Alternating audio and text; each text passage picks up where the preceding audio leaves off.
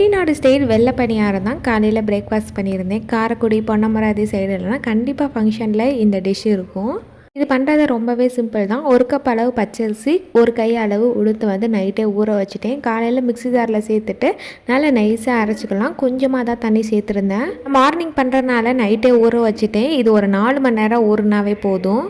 இந்த மாதிரி ஃபைன் பேஸ்ட்டை அரைச்சி எடுத்ததுக்கு அப்புறமா தேவையான அளவுக்கு உப்பு, கொஞ்சமாக சர்க்கரை, அதுக்கப்புறமா கொஞ்சமாக சோடா உப்பு சேர்த்து நல்லா மிக்ஸ் பண்ணி ஒரு 5 மினிட்ஸ் வச்சுக்கலாம். வெள்ளை பணியாரத்துக்கு பெஸ்ட்டு காம்பினேஷன் வரமிளகா சட்னி. ஒரு மிக்ஸி ஜாரில் 4-5 வரமிளகா, ஒரே ஒரு தக்காளி, தேவையான அளவுக்கு உப்பு, 4-5 பல் பூண்டு சேர்த்துட்டு நல்லா நைஸாக அரைச்சி எடுத்துக்கலாம். அரைச்சி எடுத்த சட்னியை வந்து நல்லெண்ணெயில் தான் தாளிக்கணும். கடாயில் கொஞ்சமாக நல்லெண்ணெய் சேர்த்துட்டு கடுகு உளுந்தம் பருப்பு எல்லாம் போட்டு தாளிச்சிட்டு சட்னியையும் ரெடி பண்ணிவிட்டு இன்னொரு கடாயில் கொஞ்சமாக எண்ணெய் சேர்த்துட்டு நம்ம அரைச்சி வச்சுருந்த மாவை ஒன்றா இந்த மாதிரி குழிக்கரண்டியில் எடுத்து ஊற்றி வச்சோம்னா நல்ல புஷ்ஷுன்னு பணியார மாதிரி வரும். அதில் எல்லாத்தையுமே பொரிச்சு எடுத்துக்கிட்டேன். சட்னியும் சைடில் ரெடி ஆகிடுச்சு. பிளேட்டில் வச்சு சட்னி தொட்டு சாப்பிட்டோம்னா அவ்வளோ சூப்பராக இருக்கும்.